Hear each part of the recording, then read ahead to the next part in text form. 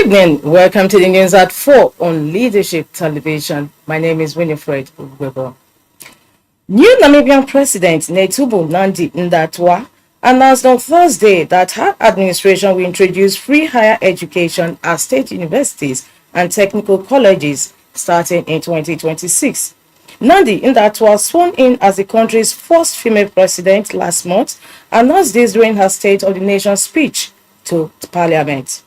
I am pleased to announce that from the next academic year, commencing 2026, tertiary education will become 100% subsidized by the government, she said. Namibia already provides free education in public elementary and high schools, though parents typically have to pay for school uniforms, stationery, books, and hostel fees. The new policy will remove tuition and registration fees at universities and colleges.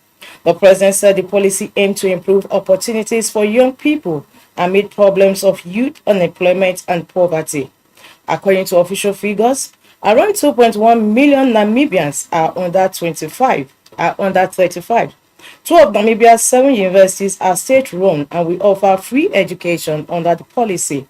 7 government vocational training centers will no longer charge tuition fees. In another news, President Bola Tinubu has sent a high-powered delegation to Vatican City to attend the funeral of Pope Francis on Saturday, April 26. According to a statement by presidential spokesman Bayo Onanuga on Friday, Senate President Godswill Akpabio is at the head of the 5-member delegation. Other members of the delegation are the Minister of State, Foreign Affairs, Ambassador Bianca Odumegwu, Archbishop Lucius Iwejuru Ugoji, President of the Catholic Bishops' Conference of Nigeria, CBCN, Archbishop of Sokoto Diocese, Matthew Hassan Kuka, and Archbishop of Abuja Diocese, Ignatius Ayua Kaigama.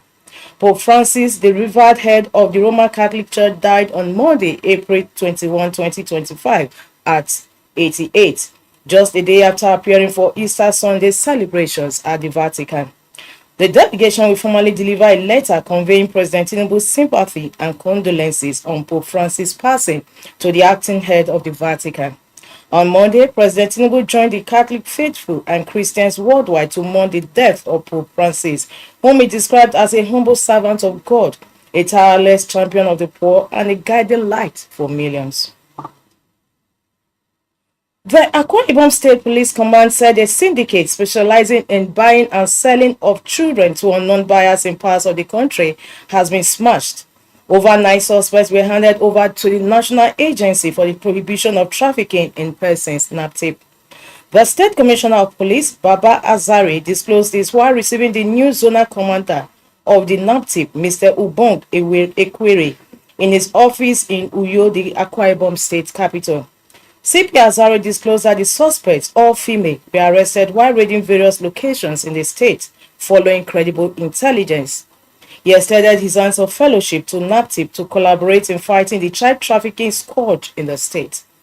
Azare, who frowned at the nefarious act of trading children off for cash, vowed that the command would intensify surveillance operations in partnership with other sister security agencies, including NAPTIP. Responding, Ekwere called for collaboration and synergy with various stakeholders, including the state government, to tackle human trafficking cases across the state's 31 local government areas. In another development, the sole administrator of Rivers State, Vice Admiral Ibok Ete Ibas, retired on Friday, met with the House of Representatives ad hoc committee overseeing the state after his inability to honor the panel's earlier invitations. Admiral Ibas, at the maiden interface with the lawmakers, apologized for his absence and asked for additional time to adequately prepare and present a comprehensive and constructive brief to the legislative panel. The former Naval Chief Senobere, APC Edo, accepted the sole administrator's apology and granted his request for the rescheduling of the meeting to enable him to prepare adequately for the briefing. Now entertainment. Iconic Fuji musician Alhaji Wasiu Ayinde Marshal, who is popularly known as KID Ultimate, has publicly declared his membership of the White Garment Church, the Celestial Church of Christ. K1, who is a Muslim, disclosed his membership of the White Garment Church in an interview he granted Agbaletu TV on Wednesday. The renowned musician said he became a member of the church in his quest to know God and is proud to have joined the church.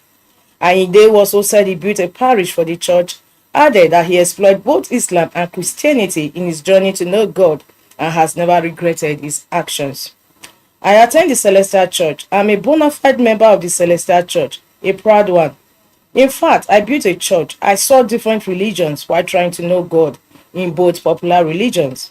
There's nowhere I didn't try to find God, he said. With that, we conclude today's news at 4 on Leadership Television. For more, log in to www.leadership.ng.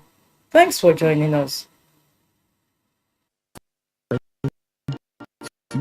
For watching placements, please contact 080-3688-6158. Last Word Leadership Podcast Studio. You have the